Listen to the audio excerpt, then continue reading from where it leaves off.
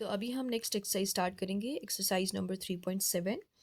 ये एक्सरसाइज बिल्कुल 3.6 एक्सरसाइज की तरह है, जस्ट इसमें डिफरेंस क्या है कि यहाँ हमारे पास ग्राफिकल रिप्रेजेंटेशन भी है क्वेश्चन की।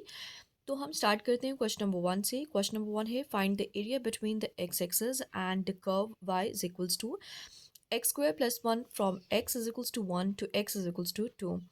हमारे पास फंक्शन दे दिया गया है जिसको हम सेपरेटली लिख लेते हैं, y is equals to x square plus 1, और हमारे पास x की वैल्यूज़ हैं 1 एंड 2। अब हम यहाँ पर x की वैल्यूज़ लिख के इसमें ये x की वैल्यूज़ पुट करके और y की वैल्यूज़ फाइंड आउट कर लेते हैं ताकि हम ग्राफिकली इसको ड्रॉ कर सकें।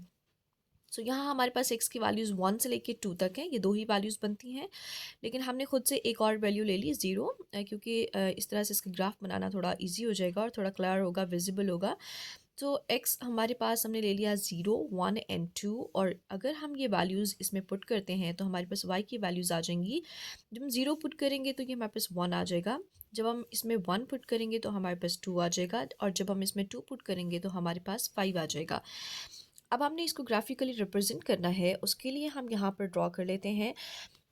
ये हमारे पास y एक्सेस हो गया, ये y एक्सेस और ये y प्राइम एक्सेस। यहाँ पे y की पॉजिटिव वैल्यूज़ आती हैं और यहाँ पे नेगेटिव। ये हमारे पास x एक्सेस हो गया, ये positive x axis positive values, और ये नेगेटिव, यहाँ पे x प्राइम एक्सेस है तो ये नेगेटिव वैल्यूज़ आ जाएंगी। लेकिन इस क्वेश्चन में हमारे पास तमाम वैल्यूज़ पॉजिटिव हैं, सो हमने x एक्सेस की भी पॉजिटिव वैल्यूज़ लिख ली 0, 1, 2 एंड 3, और y एक्सेस की भी पॉजिटिव वैल्यूज़ 0 से लेके 5 तक हमने लिख ली।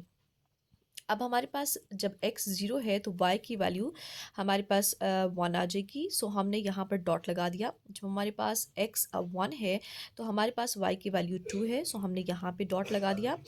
जब हमारे पास x 2 है तो हमारे पास y की वैल्यू 5 आ जाएगी, सो हमने यहाँ पे डॉट लगा दिया। और इस तरह से हमने इन तीनों डॉट्स को आपस में मिला देना है, और मिलाने के बाद यहाँ पर लास्ट वाले डॉट को हमने नीचे लाइन खींच लेनी है ताकि ये क्लोज्ड एरिया हमारे पास आ जाए, और इसको शेड कर देना है। तो ये शेडेड एरिया हमारे पास जो है वो क्या है, क्या शो कर रहा है कि ये वो एरिया है जो कि इस कर्व के अंडर फॉल करता है। सो अब हमने इसकी वैल्यू फाइंड आउट करनी है, सो हम फाइंड कर लेते हैं। उसके लिए हम ये करेंगे कि इस फंक्शन का इंटीग्रेशन फाइंड कर लेंगे, ये लिमिट्स यूज़ करते हुए जो हमें x की वैल्यूज़ दी गई हैं। सो हमने लिख लिया integration x square plus 1 and D x, और लिमिट्स हमारे पास हैं 1 एंड 2। इसका हम इंटीग्रेशन फाइंड कर लेते हैं। एक्स स्क्वायर का इंटीग्रेशन हम सेपरेटली कर लेते हैं, यानी इंटीग्रेशन इस पे सेपरेट अप्लाई कर लेंगे और इस पे सेपरेट अप्लाई कर देंगे। Integration x square and plus integration 1 D x, और लिमिट्स हमने दोनों के साथ सेपरेट लिख ली।